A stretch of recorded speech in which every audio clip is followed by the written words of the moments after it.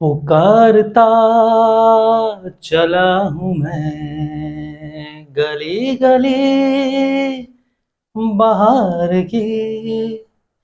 पुकारता चला हूँ मैं गली गली बाहर की। हेलो बच्चों, क्या हाल चाल? बढ़िया एकदम। तो बेटा आज हम लोग पार्ट 2 करने जा रहे हैं। Unit 2 kinematics motion in a straight line. Part 1 already आ चुका है, जिसमें हम लोगों ने position, path length, distance, displacement, scalar quantity, vector quantity, ये सारी चीजें हम लोगों ने डिस्कस कर ली थी। तो चलो शुरू करते हैं part 2 motion in straight line, जिसमें अपना पहला टॉपिक है एवरेज वेलोसिटी। Average velocity. तो देखो एवरेज वेलोसिटी होता क्या है? एवरेज का मतलब पता है ना, total, total distance upon total time. ये एवरेज स्पीड हो जाएगा। वेलोसिटी है, वेलोसिटी क्या है? वेक्टर क्वांटिटी है। तो देखो एवरेज वेलोसिटी की अगर हम बात करें तो एवरेज वेलोसिटी के लिए v से हम इसको डिनोट करते हैं, और होता क्या है ये? Total displacement. Total displacement upon total time. Total time taken. ठीक है, इसको हम लोग एवरेज वेलोसिटी कहते हैं। इसे हम लोग एवरेज वेलोसिटी कहते हैं।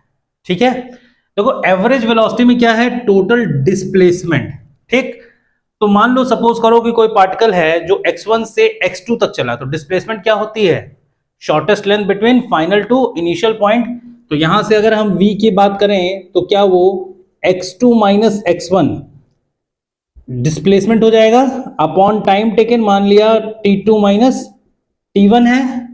मान लिया x2 पोजीशन पर पहुंचने में पार्टिकल को t2 टाइम लगा, और जब वो x1 पर था तब मोशन t1 से शुरू हुआ।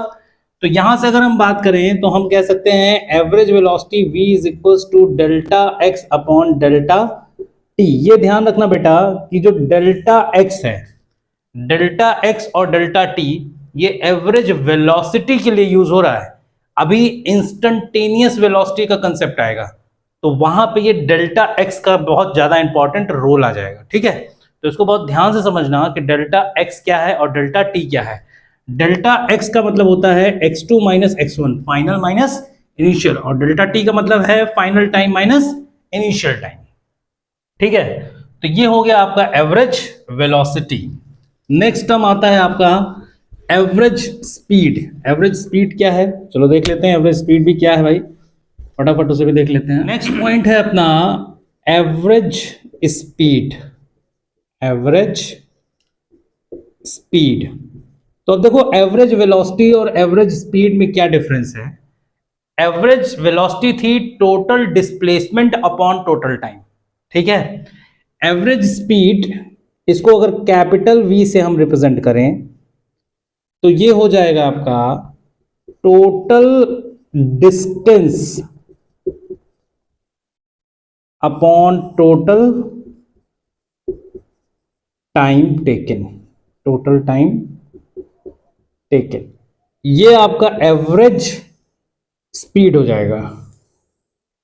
ठीक है बेटा, एवरेज वेलोसिटी में डिस्प्लेसमेंट था और एवरेज स्पीड में टोटल डिस्टेंस है। क्योंकि वेलोसिटी स्केलर क्वांटिटी थी इसलिए वहां, सॉरी वेलोसिटी वेक्टर क्वांटिटी थी इसलिए वहां वेक्टर टर्म यूज किया गया था। डिस्प्लेसमेंट भी वेक्टर है, वेलोसिटी भी वेक्टर है। यहां स्पीड भी स्केलर है और डिस्टेंस भी स्केलर है। तो वेक्टर के साथ वेक्टर और स्केलर के साथ स्केलर। चलो तो ये हो गया हमारा टोटल डिस्टेंस। अब जरा इस पे एक क्वेश्चन हम लोग देख लेते हैं एवरेज वेलोसिटी और एवरेज स्पीड पे, उससे और कंसेप्ट क्लियर हो जाएगा। ठीक है, चलो मान लिया कि ये एक सेमी सर्कुलर पाथ है, ये इसका सेंटर है और इसकी रेडियस है 7 मीटर। ठीक, अब यहां ए पॉइंट पर कोई एक ऑब्जेक्ट रखा हुआ था और ये ए पॉइंट से चलते हुए, ऐसे चलते हुए चलते हुए चलते हुए चलते हुए यहां बी पॉइंट पर पहुंचा, तो बी पॉइंट पर पहुंचने पर आपको इसकी एवरेज, अच्छा ए से लेके बी तक पहुंचने में, ए से लेके बी तक पहुंचने पे ये t इक्वल्स टू 0 इंस्टेंट था, t इक्वल्स टू 0 सेकेंड, और ये t इक्वल्स टू 10 सेकेंड है। ठीक है, अब आपको बताना क्या है, इस क्वेश्चन में आपको एवरेज वेलोसिटी बतानी है पहला, और दूसरा आपको बताना है एवरेज स्पीड। इन दोनों ही केसेस में आपको एवरेज वेलोसिटी और एवरेज स्पीड बताना। बेसिक सा क्वेश्चन है, सिर्फ और सिर्फ एवरेज वेलोसिटी और एवरेज स्पीड के कंसेप्ट को क्लियर करने के लिए कि डिस्टेंस और डिस्प्लेसमेंट क्या होता है।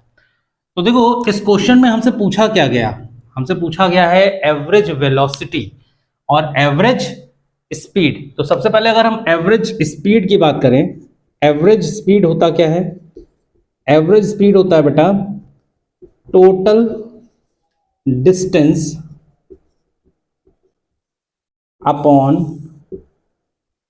Total time taken. हाँ, यही तो हमारा एवरेज स्पीड होता है। तो अब जरा एवरेज स्पीड की अगर हम बात करें इस क्वेश्चन के लिए, तो एवरेज स्पीड इस क्वेश्चन में क्या हो जाएगा, टोटल डिस्टेंस। टोटल डिस्टेंस क्या है भाई, डिस्टेंस क्या होता है, पाथ लेंथ। डिस्टेंस क्या होता है, path length, actual path length. हाँ, तो ये जो पार्टिकल था वो एक्चुअली चला कैसे, यहां से चला ऐसे ऐसे ऐसे ऐसे होते हुए यहां तक आ गया, मतलब वो सरकमफेरेंस पे चला, और ये एक सेमी सर्कल है। तो इस सेमी सर्कल का जो डिस्टेंस होगा वो क्या होगा, पाई इंटू आर होगा। क्या पाई इंटू आर होगा, 2 पाई आर टोटल सरकमफेरेंस होता है, हाफ क्या हो जाएगा 1/2 कर देंगे तो क्या हो जाएगा, 2 से 2 कट जाएगा, पाई आर इसका टोटल डिस्टेंस हो जाएगा।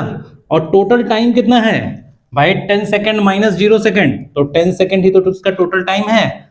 तो अगर हम बात करें तो पाई की वैल्यू 22/7 इंटू 7 अपॉन 10, 7 से 7 कट गया, 22/10 which is equal to 2.2 meter, which is equal to 2.2 meter. तो बेटा average meter per second, sorry meter per second, तो एवरेज स्पीड हमारी क्या आ गई, 2.2 मीटर पर सेकेंड। इसी क्वेश्चन में अब जरा हम एवरेज वेलोसिटी की बात कर लें। यहां पे हमें क्या करना है, एवरेज वेलोसिटी लाना है और उसकी वैल्यू हमें कैलकुलेट करनी है। तो देखो एवरेज वेलोसिटी में टोटल डिस्प्लेसमेंट आ जाएगा, यार डिस्टेंस केवल हटा दो बस। एवरेज वेलोसिटी यहां पे क्या आ जाएगा, total displacement, total displacement upon total time taken. तो एवरेज वेलोसिटी अगर यहां पे हम निकालने जाएं तो बेटा टोटल डिस्प्लेसमेंट क्या होगा, डिस्प्लेसमेंट क्या होता है, shortest length between final and initial position. तो ये है आपकी फाइनल पोजीशन और ये है आपकी इनिशियल पोजीशन। तो यहां से यहां तक की ये इसका जो डायामीटर होगा, इस सेमी सर्कल का जो डायामीटर होगा, क्या वही इसका शॉर्टेस्ट लेंथ होगा। तो बेटा अगर ये 7 है तो ये भी 7 मीटर ही होगा। डायामीटर कितना हो गया, 14 meter upon time taken 10 minus 0 which is equals to 10 which is equals to 1.4 meter per second. तो यहां पे हमारी एवरेज वेलोसिटी क्या आ गई भाई, 1.4 मीटर पर सेकेंड। ठीक, तो देखो एवरेज वेलोसिटी अलग आई है और एवरेज स्पीड अलग आया है। क्यों, क्योंकि एक वेक्टर क्वांटिटी है और एक स्केलर क्वांटिटी है। तो इसका थोड़ा ध्यान देना कि स्केलर और वेक्टर क्या है। एवरेज वेलोसिटी हमेशा वेक्टर होती है और एवरेज स्पीड क्या होता है, हमेशा स्केलर होता है। ठीक है, तो चलो यहां पे हमारा एवरेज वेलोसिटी और average speed complete. Next term है अपना इंस्टंटेनियस वेलोसिटी। इंस्टंटेनियस वेलोसिटी क्या होती है ये समझो बेटा। देखो इंस्टेंटेनियस वेलोसिटी का मतलब होता है velocity at any instant of time. इसका मतलब होता है velocity at any instant of time, at any instant of time, किसी भी टाइम इंस्टेंट पर अगर हमसे वेलोसिटी पूछी जा रही है तो उस वेलोसिटी को हम क्या कहेंगे, इंस्टेंटेनियस वेलोसिटी। तो देखो वेलोसिटी, एवरेज वेलोसिटी हम लोगों ने पढ़ रखी है। एवरेज वेलोसिटी क्या होती थी? एवरेज वेलोसिटी हमारी होती थी डेल्टा एक्स, डेल्टा एक्स कह लो, या इसी को आप x2 minus x1 upon t2 minus t1, यही चीज हमारी बन रही थी delta X upon delta T. बेटा जब टाइम को हम लिमिट कर दें, इसी चीज को अगर हम लिखें limit delta T tends to zero, अगर इसी फंक्शन को, इसी फॉर्मूले को अगर हम लिमिट कर दें, limiting value delta T tends to zero, ये कैलकुलस का पार्ट है बेटा, लिमिट्स कैलकुलस का पार्ट है, मैथमेटिक्स का पार्ट है, ठीक है। तो जो बच्चे मैथ के हैं उनको ये बहुत अच्छे समझ में आ जाएगा कि लिमिटिंग वैल्यू अगर delta T tends to zero है तो ये वैल्यू बहुत छोटी होगी ना बेटा, मतलब टी टेंड्स टू लगभग जीरो हो गया, टी टेंड्स टू लगभग जीरो हो गया अप्रोक्सीमेटली। और अगर ये t टेंड्स टू लगभग जीरो हो गया तो ये सेम चीज को हम लिख सकते हैं dx by dt, dx by dt, ये है आपका इंस्टेंटेनियस वेलोसिटी। बेटा इस वाले टर्म को, इस पूरे टर्म को हम कहते हैं rate of change of distance, rate of change of distance with respect to time, time के रिस्पेक्ट में डिस्टेंस कैसे चेंज हो रही है उसको हम कहते हैं dx बाई dt। और ये आपको क्या दे देगा? ये आपको दे देगा इंस्टेंटेनियस वेलोसिटी, ये इंस्टेंटेनियस वेलोसिटी दे देगा आपको, ठीक है। तो इंस्टेंटेनियस वेलोसिटी को हम एवरेज वेलोसिटी से ही डिनोट करते हैं, डिराइव करते हैं। बस फर्क क्या है कि यहां पे टाइम को हम लिमिट कर देते हैं, टेंडिंग वैल्यू कर देते हैं, time tends to zero, so delta X upon delta T will become dx by dt।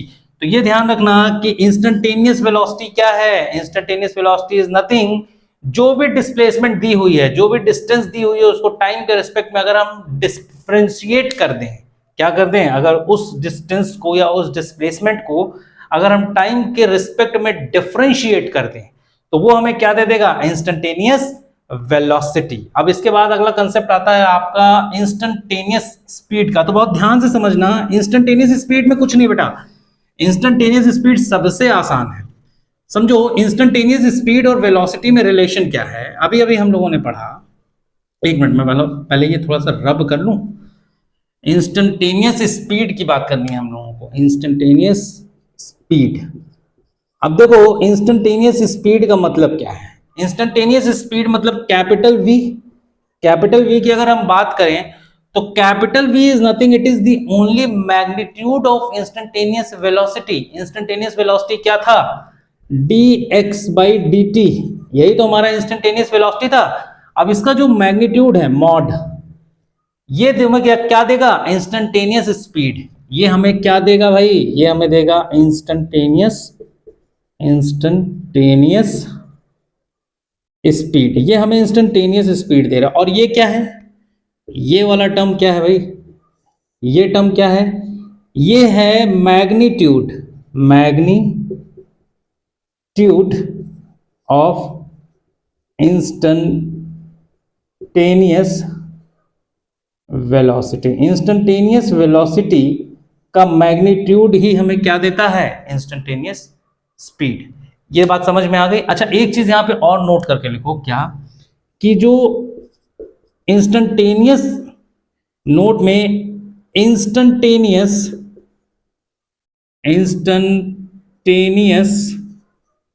Velocity is the slope of XT graph. XT graph क्या होता है पता है ना? डिस्टेंस टाइम ग्राफ जो होता है उसको हम कहते हैं एक्सटी ग्राफ, ठीक है। तो जब भी कभी एक्सटी ग्राफ का स्लोप निकालने को कहे तो बेसिकली आप क्या निकाल रहे हो? Instantaneous velocity. क्यों? क्योंकि एक्सटी ग्राफ का जो स्लोप होगा वो dx बाई dt ही तो होगा यार, dx बाई dt ही तो होगा वो। तो dx बाई dt बेसिकली क्या निकाल रहे हो आप? Instantaneous velocity. डिस्टेंस को आप डिफरेंशिएट कर रहे हो विद रिस्पेक्ट टू टाइम, तो आपको क्या मिल जाएगा, इंस्टेंटेनियस वेलोसिटी। ठीक है, तो यहां पे आपका इंस्टेंटेनियस स्पीड का भी कंसेप्ट। नेक्स्ट टॉपिक है अपना एक्सेलरेशन। एक्सेलरेशन बेटा, एक्सेलरेशन को अगर डिफाइन किया जाए तो एक्सेलरेशन का डेफिनेशन होता है rate of change of velocity. Velocity time के रिस्पेक्ट में किस हिसाब से चेंज हो रही है उसको हम कहते हैं एक्सेलरेशन। तो acceleration A will be equals to, मान लिया कि फाइनल वेलोसिटी v2 है, इनिशियल वेलोसिटी v1 है, ठीक है, तो v2 minus v1 upon t2 minus t1, ये क्या कहलाएगा, एक्सेलरेशन। v2 माइनस v1 को क्या हम delta v, change in velocity लिख सकते हैं, और t2 माइनस t1 को हम डेल्टा t लिख सकते हैं। तो यहां से जो एक्सेलरेशन का फॉर्मूला बना वो बना delta v upon delta t, ये हमारा एक्सेलरेशन का फॉर्मूला बन गया। ठीक है, अब देखो इंस्टेंटेनियस एक्सेलरेशन क्या होता है। सेम कंसेप्ट इंस्टेंटेनियस एक्सेलरेशन के लिए जो हम लोगों ने इंस्टेंटेनियस वेलोसिटी में पढ़ा था, सेम वही कंसेप्ट है। देखो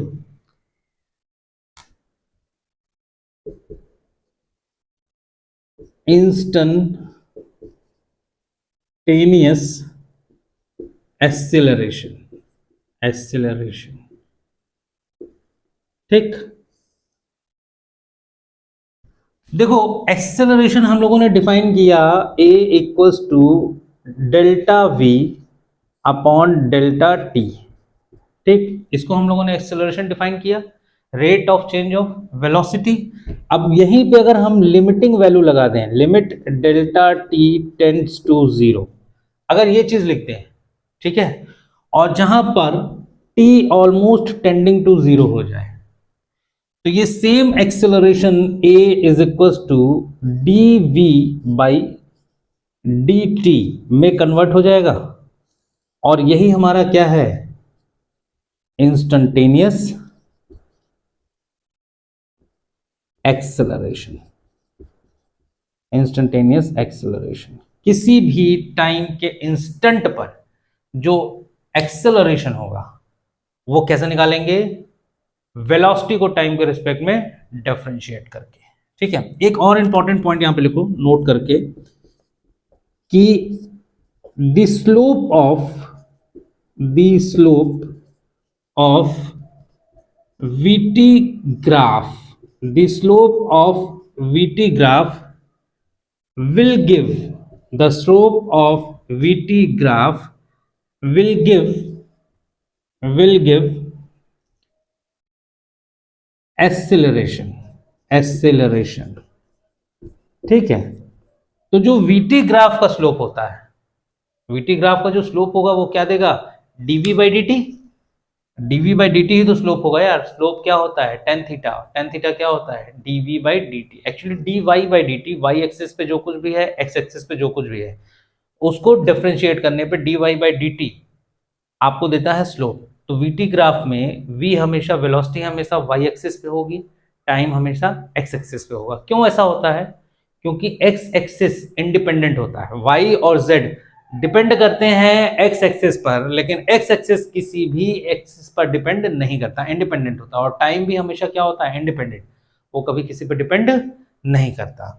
तो dv बाई dt हमें क्या देगा, slope of VT graph. VT graph का जो स्लोप है वो हमें क्या दे देगा, instantaneous acceleration will give acceleration, not acceleration, actually it is instantaneous, instantaneous acceleration. ठीक है, चलो तो यहां पे हम लोगों का एक्सेलरेशन और इंस्टेंटेनियस एक्सेलरेशन भी कंप्लीट होता है। एक चीज यहां पे और नोट करके लिख लो, इंपॉर्टेंट है ये, देखो क्या कि velocity and acceleration, velocity and acceleration, velocity and acceleration cannot have sudden change.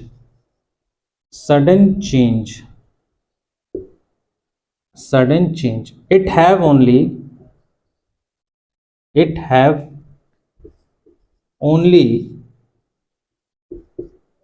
continuous change.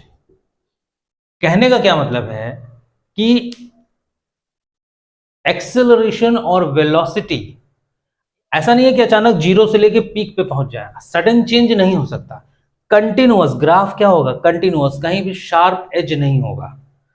चाहे एक्सेलरेशन का ग्राफ हो चाहे वेलोसिटी का ग्राफ हो, कहीं भी शार्प एज नहीं होगा, हमेशा स्मूथ कर्व होगा, क्योंकि जहां भी शार्प एज आया वहां फंक्शन क्या होगा? डिफरेंशिएबल नहीं होगा। और एक्सेलरेशन और वेलोसिटी ये थ्रू आउट द फंक्शन पूरे ग्राफ में डिफरेंशिएबल होते हैं। ठीक है, ये मैथ का टर्म है डिफरेंशिएबिलिटी एंड कंटिन्यूटी। अगर आप लोग बायो के स्टूडेंट हो तो फिलहाल में सिर्फ इतना जान लो कि जो वेलोसिटी और एक्सेलरेशन का ग्राफ होता है वो कंटिन्यूअस स्मूथ कर्व होता है, कहीं भी शार्प एज नहीं होता, सडन चेंज नहीं आ सकता।